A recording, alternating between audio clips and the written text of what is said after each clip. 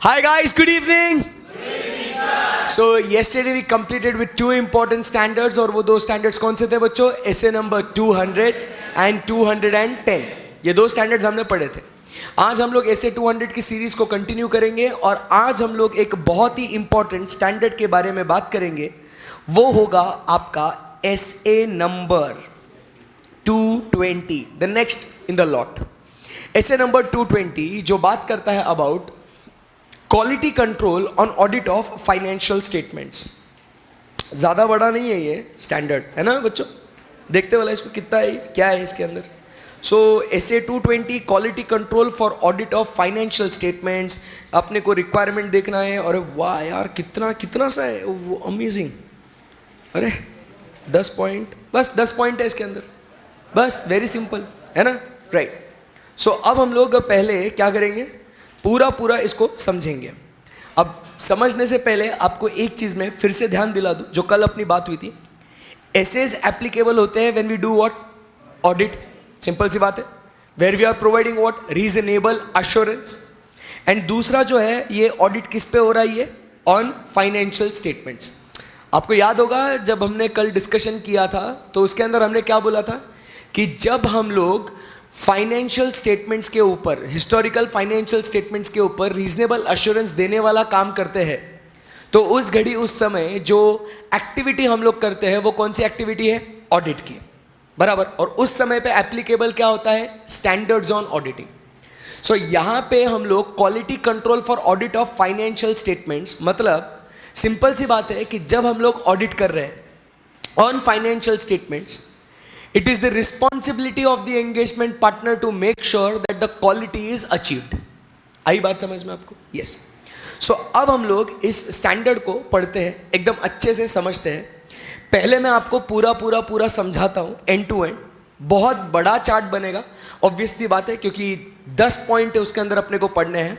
सो पूरा वो चार्ट अपना बनेगा. वो चार्ट अपना पूरा बनने के बाद फिर आप लोग क्या करेंगे, उसको आप नोट करेंगे. पहले आपको आराम से कॉन्सेप्ट को सुनना है, लिखना है, फिर उसके बाद हम लोग नोट से पढ़ेंगे उसको. Shall we start guys? Yes. So essay number 220 जिसका नाम क्या है बच्चों, quality control for audit of financial statements. Very simple, बहुत मस्त स्टैंडर्ड है ये, एकदम आराम से ध्यान दीजिएगा. So quality control for audit of financial statements. So दोस्तों क्या कहते हैं, ध्यान से सुनना. सबसे पहले यहाँ पे हम लोग एक पर्सन को इंट्रोड्यूस करते हैं. वो जो पर्सन है वो कौन है, जिसको हम लोग नाम देंगे, we will call him as what, the engagement partner. क्या नाम होगा उसका, एंगेजमेंट पार्टनर. Very good. और इस एंगेजमेंट पार्टनर के साथ और बहुत सारे लोग होते हैं जो उसके साथ काम करते हैं. इन्हें हम लोग क्या नाम देंगे, एंगेजमेंट टीम. बहुत सही. सो यहाँ पे ये काम करने वाले दो लोग हैं, engagement partner and engagement team, बराबर. सो यहाँ पे जो एंगेजमेंट पार्टनर है ना, इस एंगेजमेंट पार्टनर के ऊपर हम लोग लगाते हैं एक लीडरशिप रिस्पॉन्सिबिलिटी. क्या लगाएंगे, लीडरशिप रिस्पॉन्सिबिलिटी. वो रिस्पॉन्सिबिलिटी ये एंगेजमेंट पार्टनर, सिंस ये लीडर है ना, he is going to lead the audit, बराबर. तो इसके ऊपर हम लोग एक लीडरशिप रिस्पॉन्सिबिलिटी लगाते हैं. क्या रिस्पॉन्सिबिलिटी लगाते हैं कि बाबा तू जो लीडर है ना, you have to take the responsibility that the quality on each audit assignment will be complete by you. आई बात समझ में? It is the responsibility of that engagement partner कि बाबा ऐसे क्या बोलता है कि तुम जब ऑडिट करने वाले हो ना ऑफ फाइनेंशियल स्टेटमेंट्स, हम चाहते हैं कि इस ऑडिट ऑफ फाइनेंशियल स्टेटमेंट्स में आपने अच्छे तरीके से काम करना चाहिए. और वो अच्छे तरीके से काम होने के लिए एंगेजमेंट पार्टनर ने क्या करना चाहिए, वो पूरी रिस्पॉन्सिबिलिटी लेनी चाहिए. That is what the leadership responsibility is. The first point notes में आपको दिख रहा है. फर्स्ट पॉइंट अपना क्या है, रिक्वायरमेंट्स के अंदर is the leadership responsibility. Simultaneously पढ़ ले क्या वो पॉइंट भी? Yes, very easy. First point हम लोग सीधा पहले ऑब्जेक्टिव स्कोप वगैरह में अभी तक नहीं गए, सीधा पहले अपन रिक्वायरमेंट्स पे आते हैं. So the first point under requirements what we are talking about, वो बात करता है the engagement partner shall take responsibility for the overall quality on each audit engagement, that is each audit assignment में. Any difficulty till here? No. First point very simple. Chart भी ध्यान में रखना, बहुत सिंपल है ये, ऐसे अपने को पढ़ने के लिए. फिर उसके बाद यहां पे एंगेजमेंट टीम भी है अपने पास. कौन है बच्चों अपने पास? Engagement team. सो यहां पे हम लोग क्या कहते हैं, the engagement partner will also take the responsibility to ensure that this engagement team, ये जो एंगेजमेंट टीम है ना, this engagement team complies with what? This engagement team complies with the relevant ethical requirements. Engagement partner को और क्या देखना है बच्चों, कि हमारी जो ये एंगेजमेंट टीम है, ये एंगेजमेंट टीम उन एथिकल रिक्वायरमेंट्स को भी पूरा करे. बराबर के नहीं? एंड एथिकल रिक्वायरमेंट्स हम सबको मालूम है. एथिकल रिक्वायरमेंट्स क्या होते हैं, लिखूं मैं यहां पे आपके लिए, लिख देता हूं मैं. अपने जो एथिकल रिक्वायरमेंट्स होते हैं वो होते हैं कौन से? Integrity, then we have is the objectivity, then we have is the confidentiality. ठीक है, ये सारे एथिकल रिक्वायरमेंट्स. कॉन्फिडेंशियलिटी, फिर उसके बाद we have professional competence, and due care. उसके बाद हमारे पास है प्रोफेशनल बिहेवियर, और आखिरी में हमारे पास है independence. So try to understand, ये सारे एथिकल रिक्वायरमेंट्स हैं.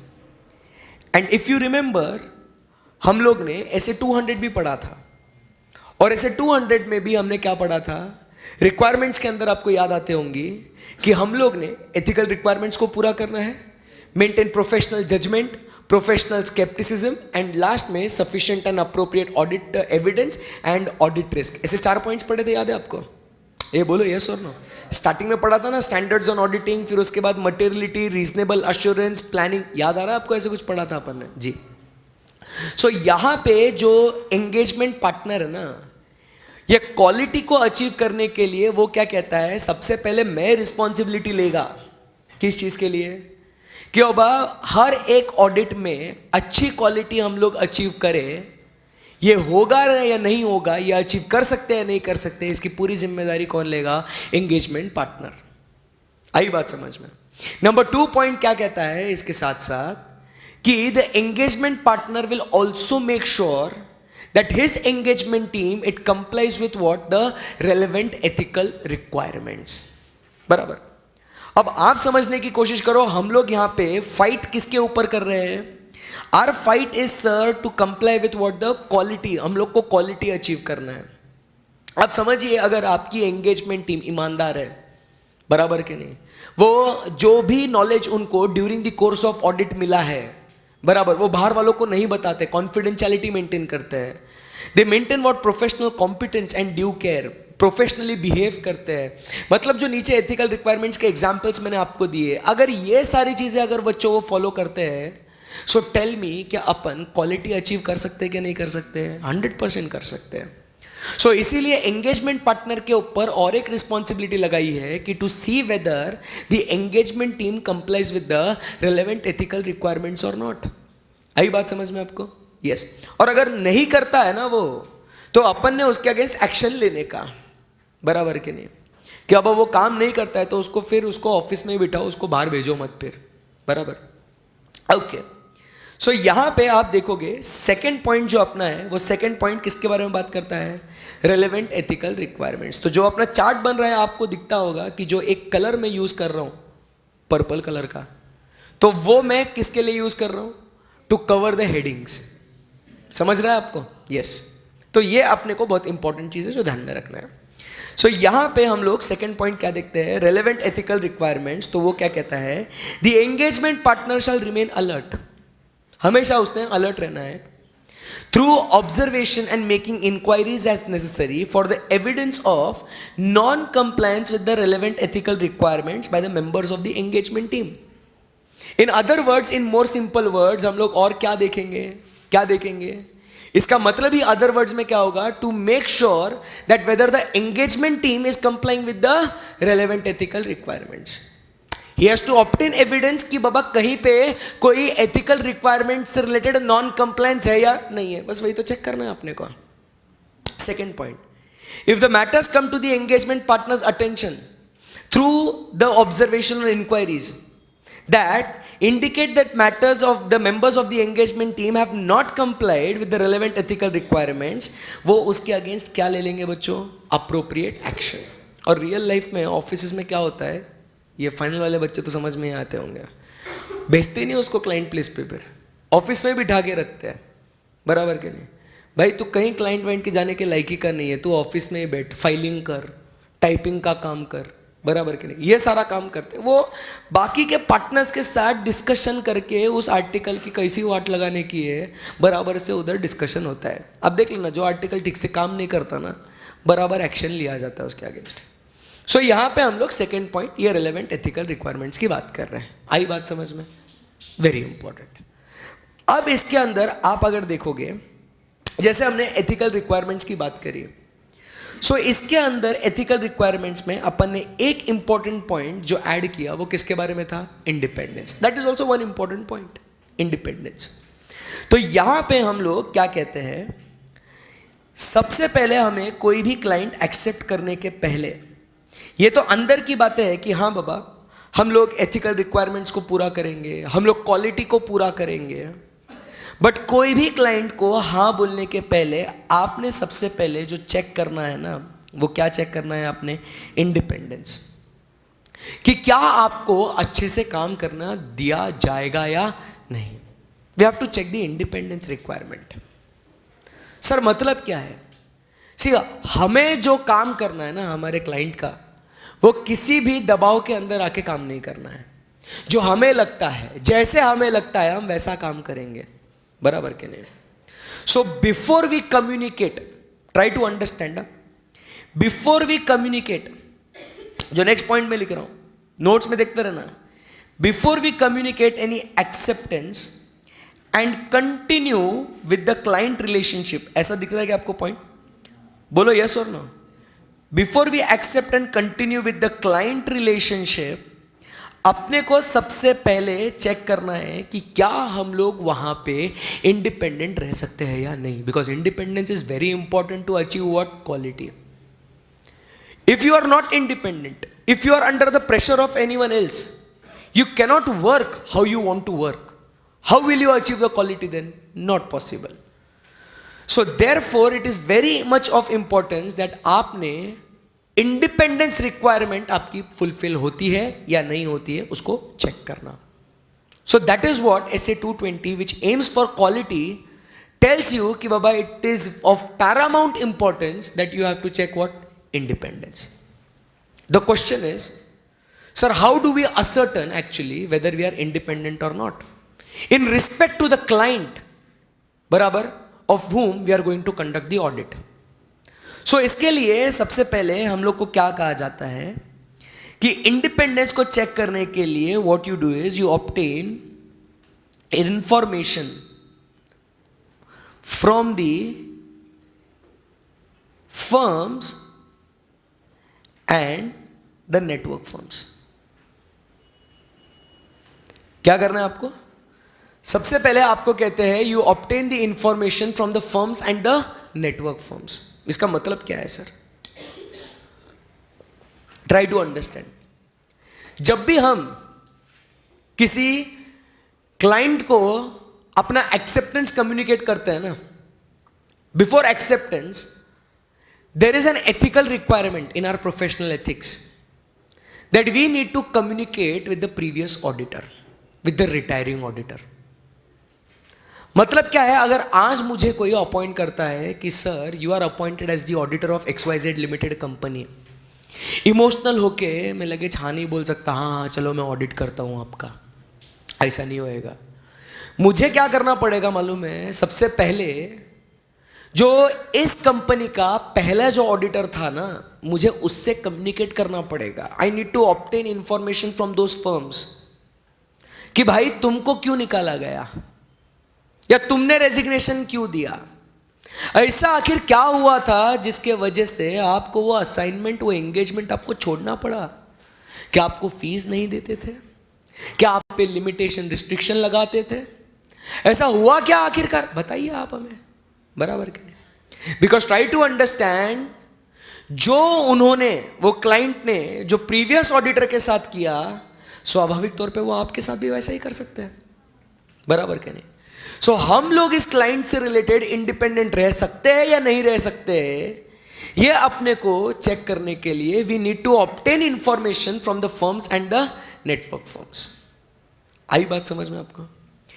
जैसे हम लोग अब ये नेटवर्क फर्म्स की जब बात करते हैं ना, तो नेटवर्क फर्म्स मतलब क्या होता है? एसोसिएटेड फर्म्स होता है. बराबर कि नहीं? जैसे अभी हम लोग कहे अर्न्स्ट एंड यंग, तो उनसे अफिलिएटेड बहुत सारे चार्टर्ड अकाउंटेंट फर्म्स अफिलिएटेड होते हैं जो उनको सर्विसेज प्रोवाइड करते हैं. सो उन्हें हम लोग क्या कहते हैं? Network firms. बराबर कि नहीं? सो यहां पे जब हम लोग उनसे इंफॉर्मेशन ऑब्टेन करते हैं, पता चलता है कि शायद वो प्रीवियस ऑडिटर के ऊपर कुछ रिस्ट्रिक्शन लगाया गया होगा, उसको अनडिस्प्यूटेड ऑडिट फीस नहीं पे करी गई होंगी, ऐसा कुछ भी अगर होता हुआ होगा, तो यहां पे once we come to know about these threats कि यार पिछले ऑडिटर के साथ कुछ गलत हो गया था, क्या करें आप? उस घड़ी, उस समय what we do is we evaluate. क्या करते हैं अपन? We evaluate what the threats of identified breaches. क्या करते हैं हम लोग? We evaluate the threats of those identified breaches. मतलब कि अच्छा, पिछले वाले के साथ ऐसा हुआ, अब आइडेंटिफाई हो गया ना वो. बराबर के नहीं? कि उसने उसके साथ ऐसे लिमिटेशन लगाया था, रिस्ट्रिक्शन लगाया था, फलाना डिमकाना. सो अपने लिए उसका कितना इंपैक्ट होगा, वी इवैल्यूएट दैट. हम लोग उसके ऊपर चर्चा विमर्श करते हैं. स्टैंडर्ड समझ में आ रहा ना?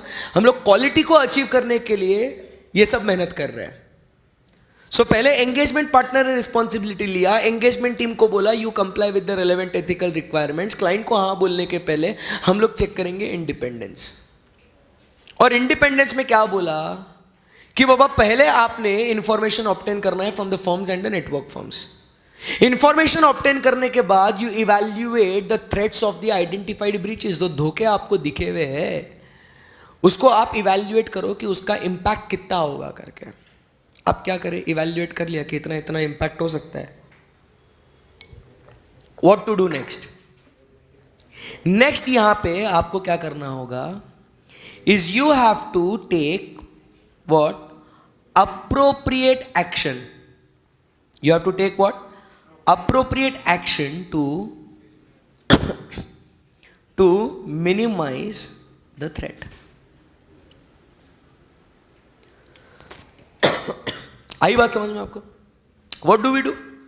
कुछ नहीं सर, हम लोग को इंफॉर्मेशन लिया, पता चला कि थ्रेट है, आइडेंटिफाई करा, अब उसके बेसिस पे we will take appropriate action to minimise those threats. Sir क्या हो सकता है appropriate action? What can be the appropriate action sir? The appropriate action will be what? Try to understand. अपन सबसे पहले अपने टर्म्स ऑफ एंगेजमेंट के अंदर मैनेजमेंट की रिस्पॉन्सिबिलिटी, ऑडिटर की रिस्पॉन्सिबिलिटी क्या होगी ना, उसके अंदर क्लियर कट लिख दो कि जैसा तुमने उसके साथ किया था वैसा आप मेरे साथ नहीं कर सकते. और अगर फिर उसके पहले ही आपको दिखता है कि लिमिटेशन लगाया है, तो कल ही बच्चों ऐसे 210 में पढ़ा था, क्या पढ़ा? If there is a limitation prior to acceptance of the audit, do not accept. कहानी खत्म, ऑडिट ही मत करो उसका. Take appropriate action.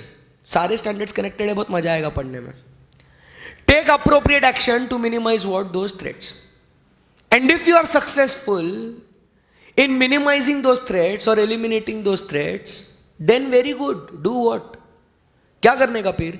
Accept and continue with the client relationship. जमा क्या नहीं जमा आपको? बोलो यस और नो? यस, खत्म. Any difficulty till here? No. So यहां पे हम लोग आते हैं एंड फिर अपन यहां पे इंडिपेंडेंस जो अपना थर्ड पॉइंट है उसमें आपको 3 बुलेट पॉइंट्स दिखते हैं जो अपन ने 3 पॉइंट्स नीचे नीचे लिखे थे. अरे इतना बड़ा स्टैंडर्ड मस्त सिंपल करेंगे अपन उसको. देखो क्या लिखा हुआ है.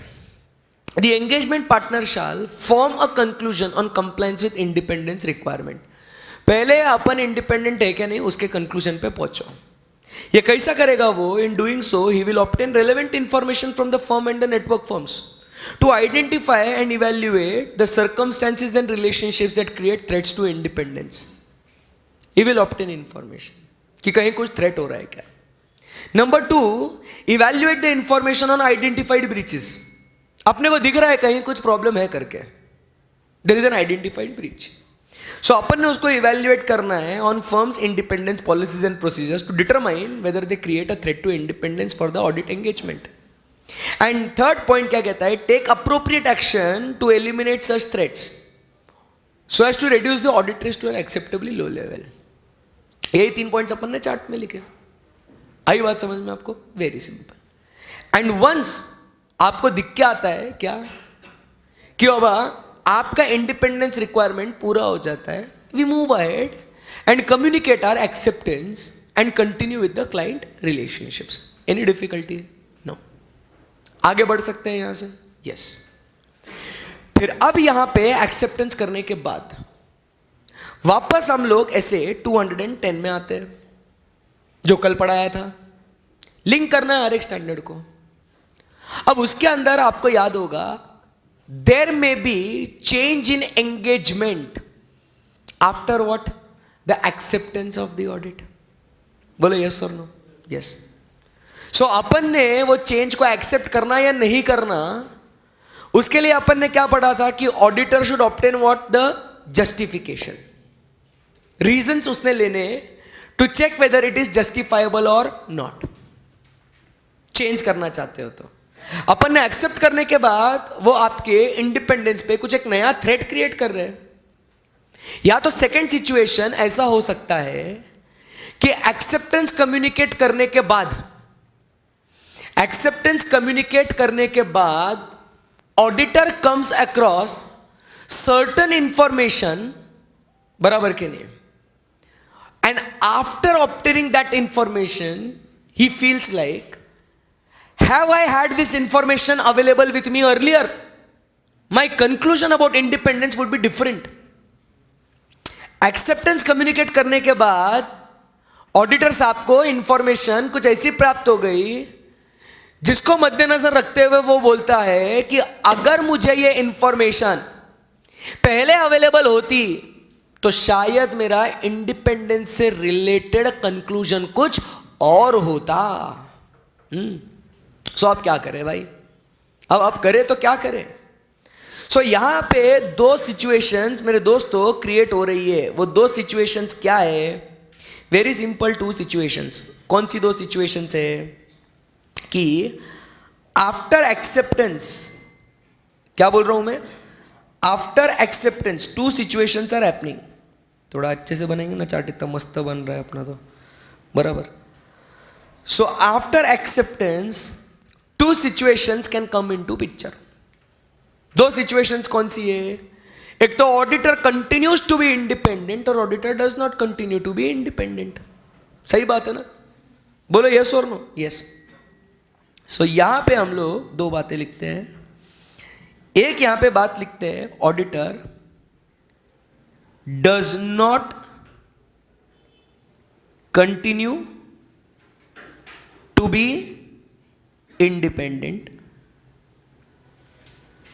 और यहां पे हम लोग लिखते हैं auditor continues to be independent. सही बात है एकदम.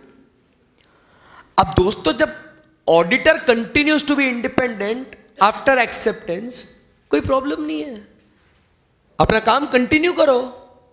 बोलो यस और no? Yes, there is no problem. But यहां पे if the auditor does not continue to be independent there is a trouble. maybe we need to withdraw from the engagement, we need to give the resignation, or we need to give what? A qualified disclaimer of opinion. कुछ भी देना पड़ सकता है. So in this case, what we have to do, again we have to take appropriate action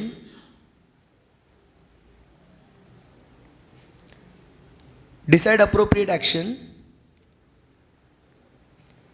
in consultation with others in the firm. सही बात है ना, क्योंकि वो एंगेजमेंट पार्टनर खुद अकेला थोड़ी डिसीजन लेगा, उसको बाकी लोगों के साथ मिलके उसको वो डिसीजन लेना पड़ेगा उसको. So he will take appropriate action in consultation with the others in the firm. आई बात समझ में आपको? यस. सो यहां पे आपको acceptance and continuance of client relationships and audit engagement में आपको दो बातें दिखती है, यहां पे दो पॉइंट्स है. The engagement partner shall be satisfied, मतलब what, he continues to be independent. He is satisfied that appropriate procedures regarding acceptance and continuance of client relationship and audit engagements have been followed. Okay, satisfy करो, बराबर है ना सब. But if the engagement partner obtains information that have caused the firm to decline the audit engagement, had the information been available to him earlier, उसको accept करने के बाद कुछ इंफॉर्मेशन प्राप्त हुई है जिससे उसको क्या लगता है कि अगर मेरे पास ये इंफॉर्मेशन पहले अवेलेबल होती तो शायद मैं वो ऑडिट एक्सेप्ट नहीं करता, बराबर के नहीं. So what to do now?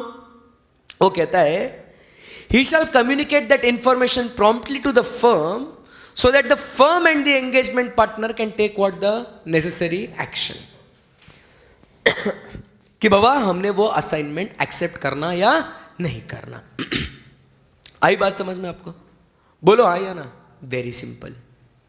So but अब यहां पे अगर सब कुशल मंगल है, कोई टेंशन नहीं है, सब बढ़िया है, auditor continues to be independent, तो इस घड़ी इस समय क्या हो जाएगा, आप एरोस को देखते रहना, फ्लो फॉलो करते रहना. आपके लिए इतना बड़ा स्टैंडर्ड है ना, मैं बहुत ही सिंपल कर रहा हूं, मैं एक लूप में बना रहा हूं मैं उसको, ठीक है. सो अब अगर मैं दिखाऊं आपको तो मजाक मजाक में इतना पढ़ लिया अपन ने. सो अब यहां पे मेरा एरो कहां से आ रहा है? एंगेजमेंट टीम से नीचे आ रहा है, बराबर. If the auditor continues to be independent, सही है ना. सो फिर अपने को यहां पे क्या करना है? Now it is time that we do what? Assignment of engagement team. मतलब क्या करना है अभी अपने को कि अब भैया सब बराबर है, एकदम बढ़िया हो रहा है, एकदम ऊपर वाले की दुआ से. तो बस फिर अभी अपन ने क्या करना है कि अब अपने को काम करने के लिए वहां पे लोग भेजने पड़ेंगे ना. So there will be assignment, deployment of engagement team. भेजो ना उनको काम करने के लिए. बट फिर again the important point is what? When you select the engagement team, they should have that necessary professional competence as well. Knowledge होना चाहिए उनको, what work they are doing और what is expected from them. या तो उनको ये मालूम होना चाहिए कि अपने ऑडिट के ऑब्जेक्टिव्स क्या है, अपने ऑडिट के गोल्स क्या है. मैं एंगेजमेंट टीम को भेज देगा, बट अगर उनको क्या काम करना है उसका अगर नॉलेज ही नहीं है तो क्या वो लोग अच्छे से काम कर पाएंगे क्या? बोलो, कर पाएंगे क्या? नहीं. So assignment of engagement team should be such that they understand the audit objectives and issue the audit report appropriate in the circumstances. तब जाके क्वालिटी अपना अचीव हो सकता है. So the next point we see assignment of engagement team. सही है ना एकदम? The engagement partner shall be satisfied that the engagement team and any of the auditor's experts, valuers, architects, engineers, actuaries, experts, बराबर, who are not the part of engagement team collectively the appropriate competence and capabilities too. मतलब उनके पास क्या होना चाहिए? necessary competence and capability होना चाहिए to perform the audit engagement with professional standards and regulatory and legal requirements. हमें हमेशा अपना जो audit है वो कैसे perform करना है? as per professional standards, that is the standards on auditing, and legal and regulatory requirements. आई बात समझ में? And plus they should enable the audit report appropriate in the circumstances. ऐसा अपने को अपना काम परफॉर्म करना है, बराबर कि नहीं? Any difficulty? नो। सो अपन ने ऐसी एंगेजमेंट टीम सिलेक्ट करनी है जो क्या हो, कॉम्पिटेंट हो, केपेबल हो, साथ ही साथ वो कमिटेड भी हो। आई बात समझ में? सो यहां पे हम लोग लिखते हैं, सिंपल सी बात है कि they should be what, competent, competence होना चाहिए, केपेबिलिटीज होनी चाहिए, केपेबल होने चाहिए, and third they should also be what, committed. So they should have what, competence, अपन कॉम्पिटेंस की जगह कॉम्पिटेंट ही लिख देते हैं, they should be what, competent, capable and committed. So ऐसी आपने वहां पे एंगेजमेंट टीम भेजनी है। वो कैसे काम करेंगे? As per the professional standards, legal and regulatory requirement, and issue audit report which is appropriate in the circumstances. आई बात समझ में आपको? यस। अब after there is assignment of engagement team, बराबर। अब ये एंगेजमेंट टीम वहां पे जाने के बाद डोंट यू थिंक अपन ने उनको क्या देना चाहिए? डायरेक्शन। भाई इस तरीके से क्वालिटी अचीव करना है ना, क्वालिटी अचीव करना है तो competent, capable, committed engagement team तो होना ही होना। बट जब वो जा रहे हैं वहां पे काम करने के लिए, तो उन्होंने उनका काम कैसे परफॉर्म करना चाहिए उसका डायरेक्शन देना पड़ेगा कि नहीं देना पड़ेगा? देना पड़ेगा सर। डायरेक्शन के साथ ही साथ क्या सुपरविजन भी करना पड़ेगा क्या? सॉरी, पहले तो अपन इसका मेन पॉइंट लिखते हैं। बेसिकली अपने को ट्रैक रखना है इनके एंगेजमेंट परफॉर्मेंस, कि वो लोग बराबर से परफॉर्म करते हैं या नहीं। और इनके परफॉर्मेंस में फिर अपने को चेक करना पड़ता है 3 पॉइंट। वो कौन से है? Direction, supervision and performance. फिर ये होने के बाद हम लोग को इनके काम को क्या करना है? रिव्यू करना है। And third point, weather they have obtained the appropriate consultation और नॉट। ऐसा आपको उसके अंदर 3 पॉइंट दिखेंगे, मॉड्यूल अगर आप फॉलो करते होंगे तो। सो एंगेजमेंट परफॉर्मेंस अपने को चेक करना है, और उसके अंदर क्या देखना है कि बाबा क्या उनको प्रॉपर डायरेक्शन, सुपरविजन मिल रहा है, नहीं मिल रहा है।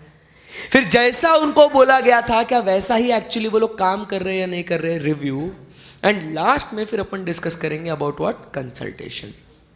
समझा नहीं समझा आपको? यस। सो यहां आते हैं हम लोग एंगेजमेंट परफॉर्मेंस में। देखो बहुत इजी है ना, स्टैंडर्ड एकदम, पूरा मस्त लिंक करके आराम से पढ़ेंगे, बड़ा है कोई फर्क नहीं पड़ता। एंगेजमेंट परफॉर्मेंस में first point, direction, supervision and performance. The engagement partner shall take responsibility that. Direction में क्या देखना है? देखो बहुत मजा आएगा, वही लिखा हुआ है कि the engagement shall be what, perform in accordance with what, the professional standards and regulatory and legal requirements. जैसा अपने को एंगेजमेंट टीम ने क्या काम करना चाहिए था, they should comply with the professional standards, legal and regulatory requirements, वैसा ही वो परफॉर्म कर रहे या नहीं कर रहे, वैसा उन्होंने डायरेक्शन देना चाहिए। And so as to enable what, the audit report which is appropriate in the circumstances. आई बात समझ में आपको? यस। रिव्यू करना है as per the firm's policies and procedures to review on और before the date of the auditor's report. अपन ने रिव्यू टेक्निकली कब करना चाहिए? ऑडिट रिपोर्ट देने के बाद। हाँ क्या बोल रहे हो? सोच समझ के जवाब दो ना। अपने स्टाफ का रिव्यू कब करने का? ऑडिट रिपोर्ट देने के बाद, कि तूने बराबर से काम करा या नहीं करा। नहीं सर, कुछ भी बोल रहे हो। It should be done when, it should be done when, on और before the date of audit report. तब जाके पता चलेगा ना कि उन्होंने सही काम किया है या नहीं। Next, so through review of the audit documentation and discussion with the engagement team B satisfied that कि क्या उन्होंने sufficient appropriate audit evidence obtain किया है या नहीं, ये अपने को रिव्यू करना है। पहले डायरेक्शन देना है किस चीज के लिए? डायरेक्शन देना है किस चीज के लिए? To make sure that there work is done in accordance with the professional standards, legal and regulatory requirements. Direction, supervision इसके लिए करना है कि to make sure that audit report is given as appropriate in the circumstances. But फिर वैसा किया या नहीं किया है उसके लिए रिव्यू करेंगे, और रिव्यू कब करेंगे? ऑन और before the date of auditor's report, to ensure whether they have obtained sufficient and appropriate audit evidence. आई बात समझ में आपको? Any difficulty till here? बोलो ना कुछ तो भी नहीं। आगे बढ़ते हैं। रिव्यू होने के बाद अब अपन बात करेंगे consultation. See there can be at times certain difficult matters can come into picture where we need what to consult someone else. कभी कभी क्या होता है, अगर मान लो मैं ऑडिट कर रहा हूं और मुझे कुछ एरिया समझ में नहीं आ रहा है, क्लिक नहीं हो रहा है कि इसमें रिस्क कितनी है कितनी नहीं है, सो what I can do, I can consult whom? with the engagement partner can consult with the other partner of the firm. बोलो यस और नो। अब अगर मान लो मुझे कोई कंटिंजेंट लायबिलिटी डिटरमाइन करनी है और मुझे वो समझ में नहीं आ पा रहा है कि व्हाट मेथड्स और what tool I should use to see और ascertain whether the contingent liability shown in the books is appropriate और नॉट, इसके लिए मुझे किसी ना किसी का कंसल्टेशन, किसी की सलाह मुझे लेनी पड़ेगी ना। और वो कौन हो सकता है? It can be other partners of the firm also. बोलो यस और नो। मेरे एंगेजमेंट टीम के मेंबर्स हो सकते हैं, या तो मैं बाहर जाके किसी एडवोकेट, किसी लॉयर से भी मैं डिस्कशन कर सकता हूं कि भाई ऐसा केस है तो भाई तू बता दे कंटिंजेंट लायबिलिटी इस केस में कितनी आती है, बराबर कि नहीं। सो हमें यहां पे क्या देखना है कि कभी कभी कोई मैटर्स में जो डिफिकल्ट मैटर्स है वहां पे हम लोग कंसल्टेशन लेते हैं। The consultation is within the firm, between the members of engagement team और outside the firm with the experts. But यहां पे हमें एज एन एंगेजमेंट पार्टनर हमें क्या देखना है मालूम है? कि जो कंसल्टेशन जो हमारे एंगेजमेंट टीम मेंबर्स ने लिया है, क्या वो कंसल्टेशन अप्रोप्रिएट है या नहीं। The party who is consulting and the party who is consulted, क्या वो दोनों अग्रीमेंट में है या नहीं है। समझ रहे क्या आप मेरी बात को? What we need to check whether the party who is consulting and the party who is consulted, वो दोनों अप्रोप्रिएट कंसल्टेशंस देते हैं या नहीं देते हैं। क्या लिखते हैं यहां पे? The engagement partner shall take responsibility for the engagement team undertaking appropriate consultations on difficult और contentious matters, the matters which are not able to be understood easily, बराबर। सो इस केस में he should be satisfied that the members of the engagement team have undertaken appropriate consultation during the course of engagement that can happen within the engagement team. आपस में engagement team members decide करेंगे। जब अपन audit को जाते हैं ना तो हम लोग 5, 10 लोग, 6 लोग हम बस साथ में जाते हैं।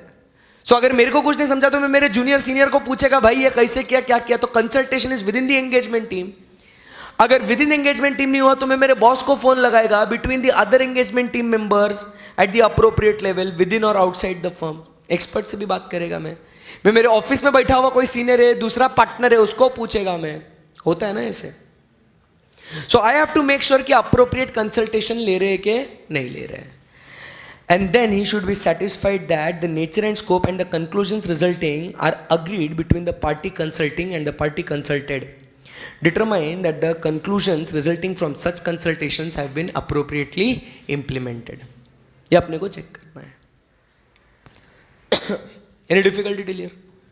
It's basically कंसल्टेशन जब लिया जा रहा है ना तो आपको ध्यान में रखना है कंसल्टेशन किन लोगों के बीच में लिया गया है, और एंगेजमेंट पार्टनर को इंश्योर करना है कि जो भी पार्टी कंसल्ट कर रहा है और जो भी पार्टी कंसल्टिंग हो रही है यहां पे इनका कंक्लूजन बराबर से उस सिचुएशन के हिसाब से कंक्लूजन निकलाना बराबर कि नहीं। Whether that conclusion resulting from the consultation weather it is appropriate और नॉट, ये आपने को इंश्योर करना है।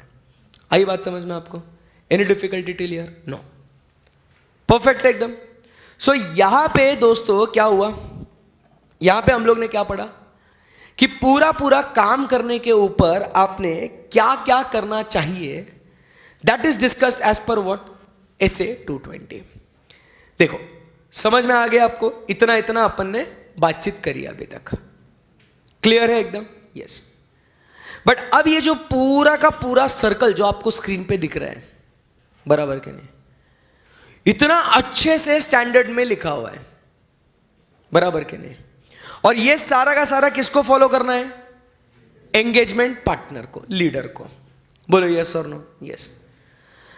अब दोस्तों, are you like really sure कि whether that engagement partner will follow all this things? There is a doubt कि जितना भी स्टैंडर्ड में बोला गया है, जैसा जैसा करने का है, वो वैसे का वैसा पूरा पूरा फॉलो करेगा या नहीं करेगा एंगेजमेंट पार्टनर, मालूम नहीं सर। तो इसके लिए यहां पे फर्म क्या करती है मालूम है आपको? There is what the next point we have is engagement of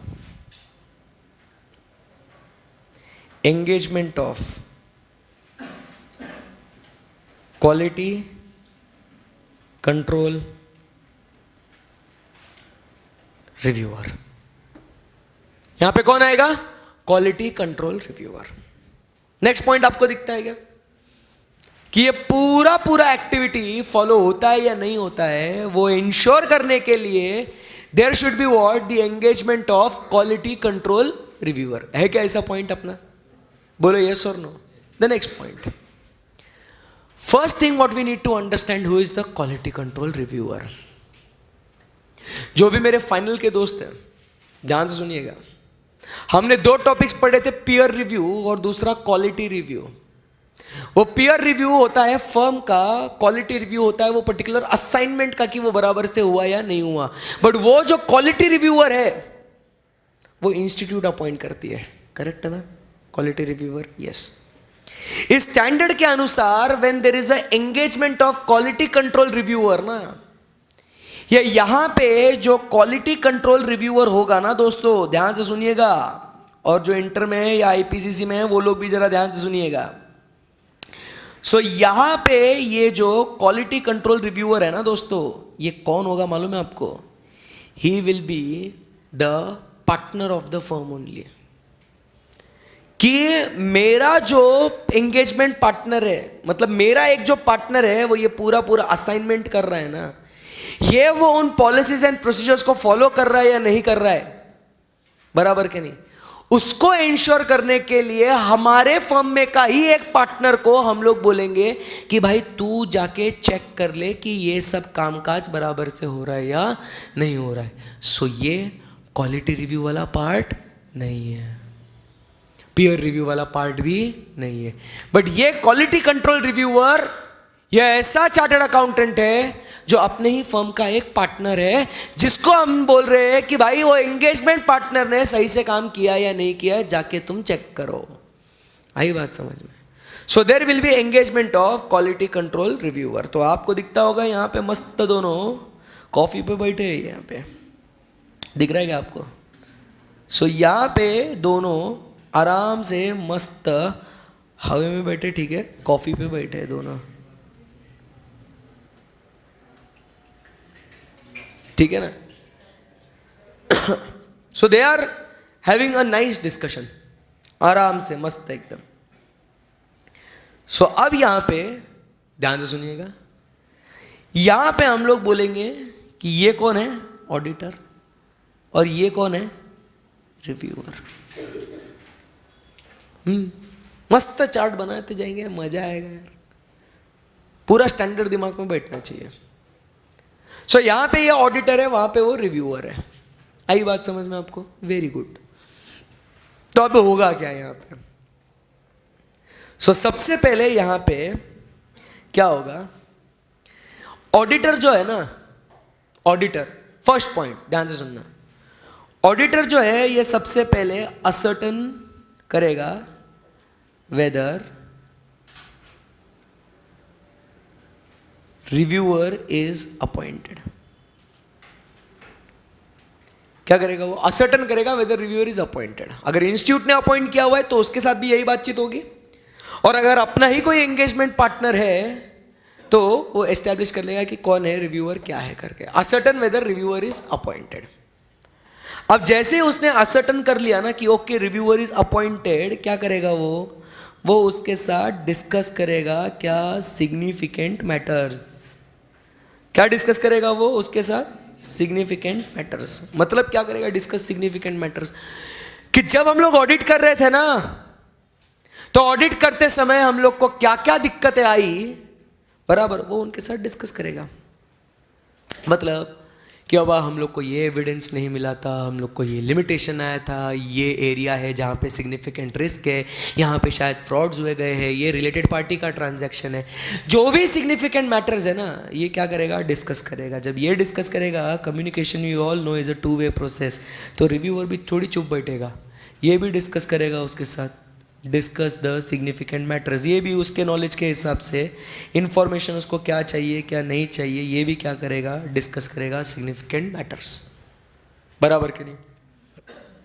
फिर रिव्यूअर आएगा और बोलेगा, सुन बे ऑडिटर, एक काम कर, मैं तेरे से कुछ इंफॉर्मेशन मांगूंगा, मेरे को वो चाहिए, मेरे को वो रिव्यू करने का है, मेरे को डॉक्यूमेंट्स चाहिए बहुत कुछ, मेरे को वो रिव्यू करने का है, वो लेके आ तू, नहीं तो मैं तेरे को फांसी पे चढ़ा देगा।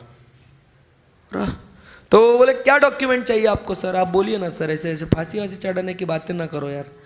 तो वो बोलता है देखो, मेरे को सबसे पहले तो क्या होना, व्हाट आई वांट इज, मुझे जिस कंपनी का आप ऑडिट कर रहे हो ना, उसके क्या होना, मुझे फाइनेंशियल स्टेटमेंट्स दो, मुझे फाइनेंशियल स्टेटमेंट्स दो।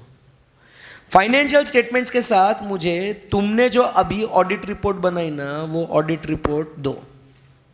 साथ ही साथ तुमने जो ऑडिट करते समय ऑडिट डॉक्यूमेंटेशन जो जनरेट किया ना, मुझे वो ऑडिट डॉक्यूमेंटेशन भी होना। सुनने में आया था कि आपने बाहर लोगों से कंसल्टेशन भी लिए है कोई डिफिकल्ट या कंटेंशियस मैटर पे, वो कंसल्टेशन के बारे में भी जानकारी दो। अरे बट सबसे इंपॉर्टेंट, तुमने इंडिपेंडेंस ये रिक्वायरमेंट पूरी करी कि नहीं करी, ये भी मैं चेक करेगा, तो इसके बारे में मुझे सारी इंफॉर्मेशन होनी, बराबर के नहीं। तो reviewer will review all this things, financial statements, audit report, audit documentation, consultation and independence, FAACI, फासी। आई बात समझ में, very simple. So reviewer will review all this things. He will review the financial statements, audit report, audit documentation, the consultation you took, your independence, everything I will check. नहीं तो फांसी पे लटकाएगा। And उस time पे auditor से एक promise मांगा, not to date, complete करने दो, रुको इमोशनल मत हो जाओ, not to date the audit report before review is completed.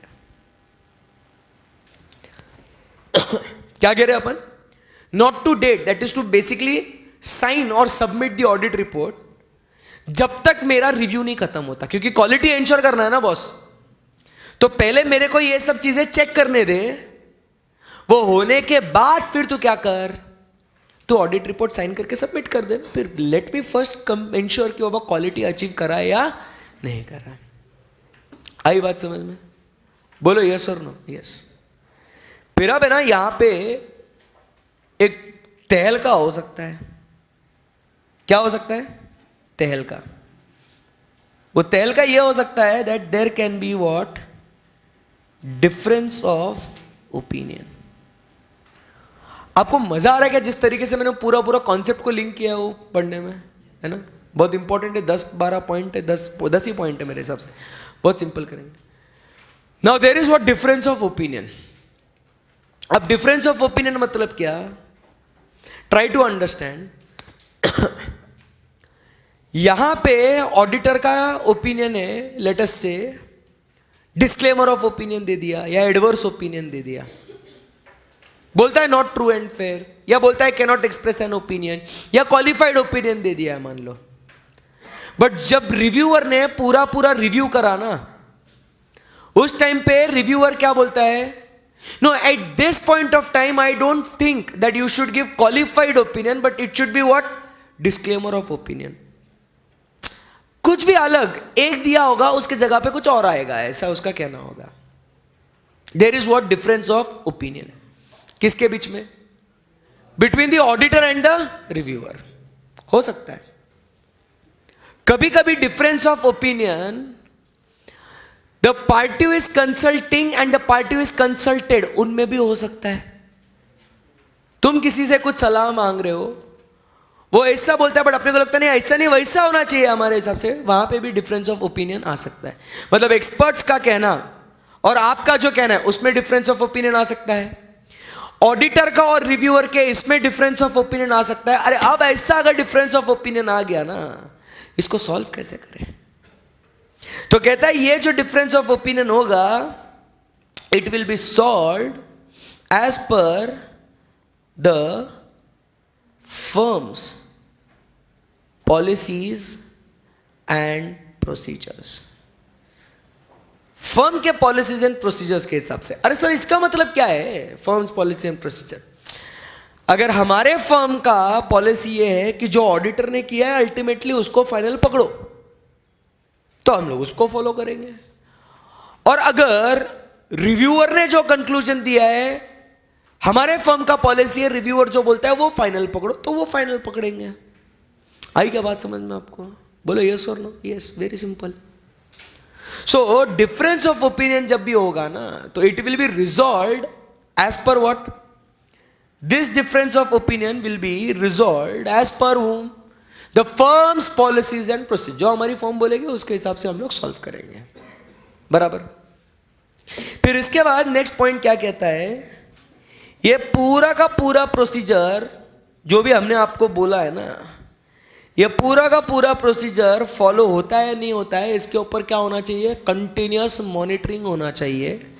और कंटिन्यूअस मॉनिटरिंग होने के बाद at the end of the day आपने क्या मेंटेन करना चाहिए? डॉक्यूमेंटेशन। डॉक्यूमेंटेशन मेंटेन करने के दो लोग हैं, एक ऑडिटर मेंटेन करेगा, दूसरा रिव्यूअर मेंटेन करेगा। अब डॉक्यूमेंटेशन के अंदर सब पॉइंट्स है, वो पढ़ना बाकी है अपना। बोलो यस और नो? यस। आओ बच्चों नोट्स में पढ़ते हैं। आपको अभी पहले चीज engagement of quality control reviewer. ऐसा जो क्वालिटी कंट्रोल रिव्यूअर होता है ये यूजुअली एप्लीकेबल होता है लिस्टेड कंपनीज के लिए। This is very important for you to study because MCQ में पूछ सकते हैं कि quality control is applicable to which entities. So it is applicable to listed entities. आई बात समझ में आपको? And those other audit engagements if any for which the firm has determined that the engagement quality control review is required. हमको खुद को अगर लगता है हम लिस्टेड एंटिटी का ऑडिट नहीं कर रहे, ये लिस्टेड एंटिटी मतलब कौन सी है? मेरी सीए फर्म है और मेरी सीए फर्म कोई लिस्टेड एंटिटी का ऑडिट कर रही है, तो उस लिस्टेड एंटिटी का ऑडिट वो क्वालिटी रिक्वायरमेंट पूरी होती है या नहीं होती है, वो चेक करने के लिए हम लोग क्वालिटी रिव्यूअर को अपॉइंट करेंगे। आई बात समझ में? बट कभी कभी हमको लगता है कोई दूसरी एंटिटी भी है जिसको हम लोग को लगता है कि हमने क्या कराना चाहिए, उसका क्वालिटी रिव्यू कराना चाहिए, तो करा सकते हैं। But mostly it is applicable to the listed entities के ऑडिट्स को। ओके, सो यहां पे आप अगर देखोगे, सो यहां पे आपको दिखेगा द एंगेजमेंट पार्टनर शाल, ऐसे दिखता है क्या आपको? बोलो यस और नो? मतलब जो भी पॉइंट्स मैंने ऑडिटर के टैब के नीचे लिखे हुए थे, दो हिस्से करे थे ना मैंने, ऑडिटर और रिव्यूअर। बोलो यस और नो? हाँ। एंड फिर यहां पे आपको नीचे दिखेगा the engagement quality control reviewer shall, दिखता है क्या आपको ऐसा इधर? बोलो ना यस और नो? यस। तो वो जो पॉइंट्स मैंने रिव्यूअर के नीचे लिखे वो उसके पॉइंट्स है, खत्म। समझा नहीं समझा आपको? So what I want you guys to do is कि एच के ऊपर तक जितने भी पॉइंट्स है ना, वो आप एक बार रीड करो उसको। क्या करेंगे आप? उसको रीड करेंगे, देखो वो पॉइंट्स जो मैंने चार्ट में लिखे हुए वो है कि नहीं है उसके अंदर, और फिर उसके बाद हम लोग डिफरेंस ऑफ ओपिनियन वाला पॉइंट पढ़ेंगे। डिफरेंस ऑफ ओपिनियन वाला point, so resolving the difference of opinion they will follow the firm's policies and procedures. लिखा है अपन ने वैसा? बोलो यस और no? Yes. So there should be effective system of quality control for monitoring the entire system. बोलो yes और no? ये भी पढ़ा है अपन ने? यस। एंड फिर लास्ट में डॉक्यूमेंटेशन में आपको दिखेगा ऑडिटर शाल डॉक्यूमेंट, और उसके बाद नीचे आपको दिख रहा है द रिव्यूअर शाल डॉक्यूमेंट। दिख रहा है क्या ऐसे? सो अब वो डॉक्यूमेंटेशन का पार्ट छोड़ के फिर एक काम कर लेना, आप ऊपर का जे के ऊपर तक पूरा पूरा जितना भी पेंडिंग है अपना पढ़ने का वो पढ़ लीजिए, फिर अपन डॉक्यूमेंटेशन वाला खेलते हैं। ओके, बोलो यस और नो? यस। चलो मजा आ गया।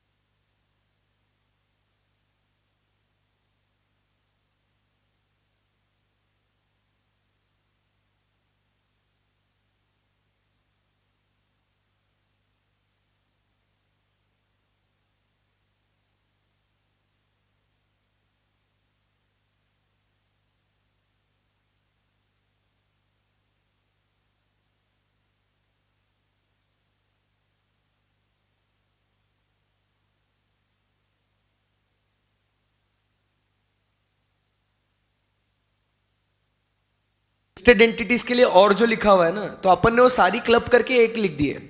सो इधर वेज लिस्टेड हो अनलिस्टेड हो जो भी हो, अल्टीमेटली रिव्यूअर ये सारी चीज़ें रिव्यू करेगा। इसीलिए आप देखोगे मैंने क्लब करके वो FAACI, financial statements, audit documentation, audit report, consultation, independence. उसके अलावा आपको कुछ और पॉइंट नहीं दिखेगा। देखो कोई रिपीट होगा, कोई एक्स्ट्रा ऐड होगा, बट अल्टीमेटली जो अपन ने जो लिखा है ना रिव्यू के लिए पॉइंट्स, सारे पॉइंट्स कवर हो गए।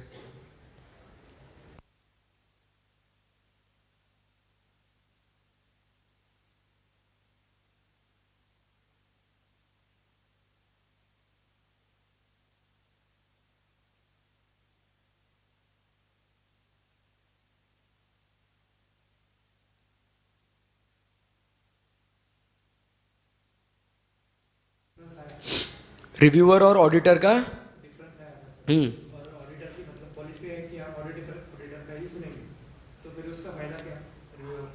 पॉलिसी फर्म की है, तो वो फर्म के सारे पार्टनर्स मिलके बनाते हैं और वो केस टू केस चेंज होगा।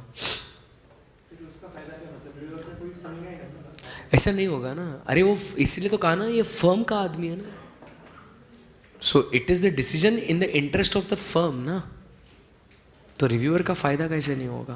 होगा, रिव्यू कराने का भी फायदा होगा, ऐसा ही नहीं है। चलो गाइस, हो गया पढ़ के कि पढ़ रहे हो अभी तक? पढ़ रहे, पढ़िए पढ़िए पढ़िए।